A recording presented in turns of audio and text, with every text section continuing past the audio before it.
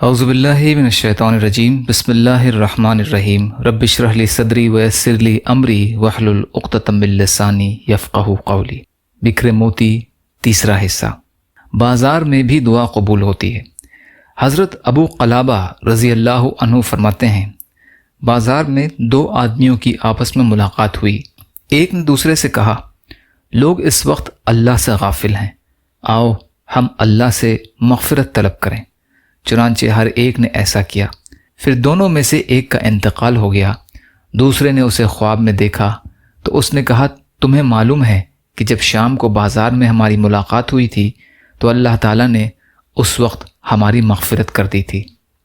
جنات کے شر سے حفاظت کا بہترین نسخہ۔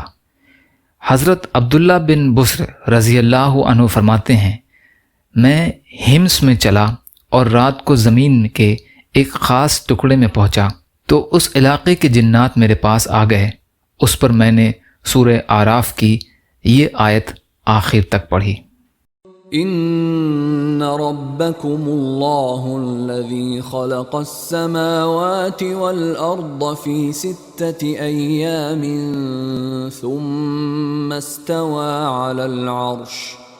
ثم استوى على العرش يغشي الليل النهار يطلبه حثيثا والشمس والقمر والنجوم مسخرات بأمره ألا له الخلق والأمر تبارك الله رب العالمين۔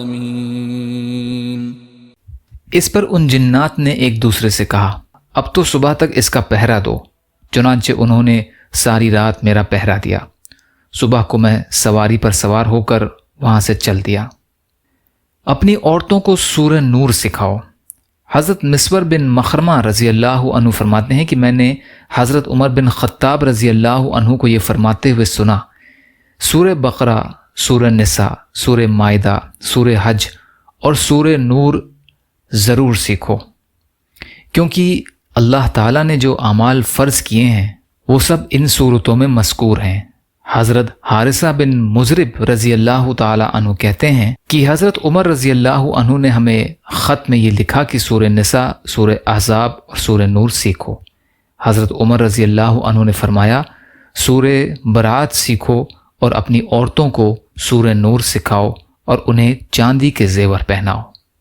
شادیاں سادی ہونی چاہیے۔ حضرت عروہ بن زبیر رضی اللہ عنہ فرماتے ہیں، ہم لوگ طواف کر رہے تھے، میں نے طواف کے دوران حضرت عبداللہ بن عمر رضی اللہ عنہما کو ان کی بیٹی سے شادی کا پیغام دیا تو وہ خاموش رہے اور میرے پیغام کا کوئی جواب نہ دیا۔ میں نے کہا اگر یہ راضی ہوتے تو کوئی نہ کوئی جواب ضرور دیتے۔ اب اللہ کی قسم میں ان سے اس بارے میں کوئی بات نہیں کروں گا۔ اللہ کی شان، وہ مجھ سے پہلے مدینہ واپس پہنچ گئے، میں بعد میں مدینہ آیا۔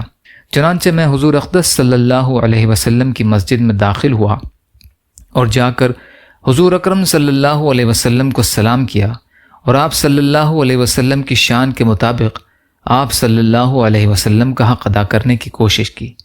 پھر حضرت ابن عمر رضی اللہ عنہما کی خدمت میں حاضر ہوا تو انہوں نے خوش آمدید کہا اور فرمایا، کب آئے ہو؟ میں نے کہا ابھی پہنچا ہوں۔ انہوں نے فرمایا، ہم لوگ طواف کر رہے تھے اور اللہ تعالیٰ کو اپنی آنکھوں کے سامنے ہونے کا دھیان جما رہے تھے۔ اس وقت تم نے مجھ سے میری بیٹی سودا بنت عبداللہ کا ذکر کیا تھا، حالانکہ تم مجھ سے اس بارے میں کسی اور جگہ بھی مل سکتے تھے۔ میں نے کہا ایسا ہونا مقدر تھا، اس لیے ایسا ہو گیا۔ انہوں نے فرمایا، اب تمہارا اس بارے میں کیا خیال ہے؟ میں نے کہا اب تو پہلے سے بھی زیادہ تقاضا ہے۔ چنانچہ انہوں نے اپنے دونوں بیٹوں حضرت سالم اور حضرت عبداللہ کو بلا کر میری شادی کر دی۔ یا اللہ ہم سب کو کہنے سننے سے زیادہ عمل کی توفیق عطا فرما۔ یا اللہ مظلوم فلسطینیوں کی، کشمیریوں کی، روہنگیا مسلمانوں کی اور مسلمان جہاں بھی پریشان حال ہیں، ظالموں کے ظلم کا شکار ہیں، آپ ان کی بھرپور مدد فرمائیے۔ ہم سب کو اپنی استطاعت کے بقدر اپنا حق ادا کرنے والا بنائیے۔ یا اللہ آپ قادر مطلق ہیں، آپ کے لیے ہر چیز آسان ہے، ہمارے لیے آسانیاں پیدا فرمائیے۔ یا اللہ صبر اور شکر اور اچھی طرح عبادت کرنے والا بنائیے، عزت اور عافیت کی زندگی عطا فرمائیے۔ یا اللہ آپ نے ہمارا ظاہر بھی اچھا بنایا ہے، ہمارے باطن کو بھی اچھا بنا دیجیے۔ بغض، حسد، جلن، کینہ، تکبر، ریاکاری ہمارے دلوں سے نکال دیجیے۔ یا اللہ حلال میں سے دے دیجیے، حرام سے بچائیے، اپنے غیر سے بے نیاز کر دیجیے، ہر خیر میں ہمارا حصہ کر دیجیے، ہر شر سے ہماری حفاظت فرمائیے، جو مانگا وہ بھی عطا کر دیجیے، جو بھول گئے وہ بھی عطا فرما دیجیے۔